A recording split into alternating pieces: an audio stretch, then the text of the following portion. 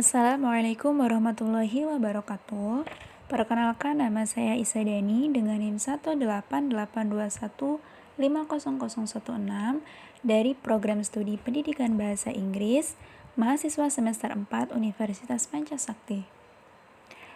Di sini saya akan mempresentasikan mata kuliah Artificial Intelligence dengan dosen pengampu Bapak Dr. Supriyadi STP MPD dan Ibu Ayu Nurul Amalia Eskom MPD, guna memenuhi persyaratan ujian tengah semester. Teknologi saat ini sudah menjadi bagian dari perjalanan waktu yang tidak bisa dibendung.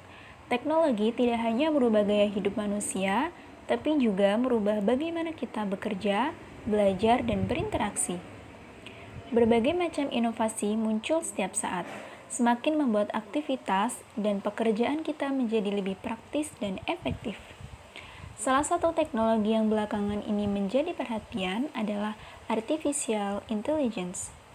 Teknologi yang satu ini memiliki peran penting dalam memudahkan berbagai fungsi pekerjaan, termasuk di bidang pendidikan. What is Artificial Intelligence? Apa sih itu Artificial Intelligence?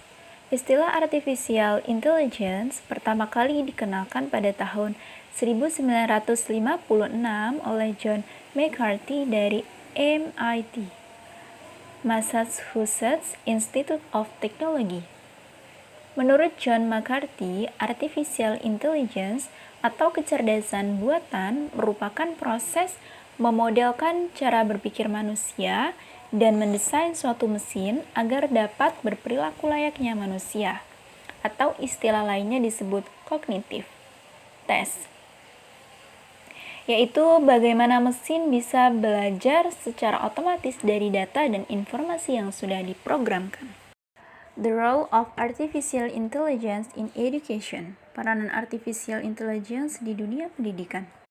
Dalam lingkup pendidikan, Artificial Intelligence juga bisa berperan dalam banyak aspek, seperti yang dikatakan oleh Direktur Semel Ethel Agnes yang meyakini Artificial Intelligence dapat mempermudah kinerja guru, terutama dalam urusan administratif seperti menentukan nilai akhir berdasarkan bobot pendidik. Kemudian, dengan bantuan AI, para pendidik dapat merancang kurikulum yang lebih terfokus pada personalisasi. Artificial Intelligence sendiri memungkinkan pembelajaran yang lebih adaptif dan memungkinkan pengajar untuk memberikan materi pembelajaran yang tepat waktu dan konten yang lebih spesifik untuk setiap siswa. Misalnya, Artificial Intelligence dapat menyesuaikan kecepatan pembelajaran dan kesulitan materi untuk setiap siswa berdasarkan tingkat pemahaman mereka.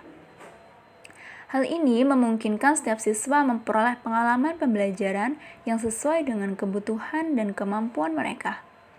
Artificial Intelligence juga memberikan kemampuan analisis yang lebih baik pada pengalaman belajar siswa, termasuk kemampuan untuk menganalisis tingkat pemahaman siswa terhadap suatu topik. Dengan demikian, para pendidik dapat memperbaiki metode pembelajaran mereka untuk meningkatkan efektivitas pembelajaran. Untuk contoh yang pertama adalah mentor virtual. Artificial Intelligence bisa memberikan umpan balik dari aktivitas belajar dan latihan soal para siswa, kemudian memberikan rekomendasi materi yang perlu dipelajari kembali layaknya seorang guru atau tutor. Kemudian contoh yang kedua adalah voice assistant. Teknologi yang satu ini memiliki kemiripan dengan mentor virtual. Hanya saja voice assistant lebih mengandalkan fungsi suara sebagai pusat interaksi dan komunikasi. Voice assistant sendiri memungkinkan para murid bisa mencari materi, referensi soal, artikel, sampai buku dengan hanya berbicara atau menyebutkan kata kunci. Contoh voice assistant yang umum dikenal yaitu adalah seperti Google Assistant, Google, Siri atau Apple, Cortana, Microsoft, dan masih banyak lagi. Kemudian, contoh yang ketiga atau contoh yang terakhir adalah smart content. Smart content merupakan teknologi artificial intelligence yang berfungsi membagi dan menemukan konten materi dan buku digital yang sudah diprogram secara virtual dengan lebih mudah dan cepat.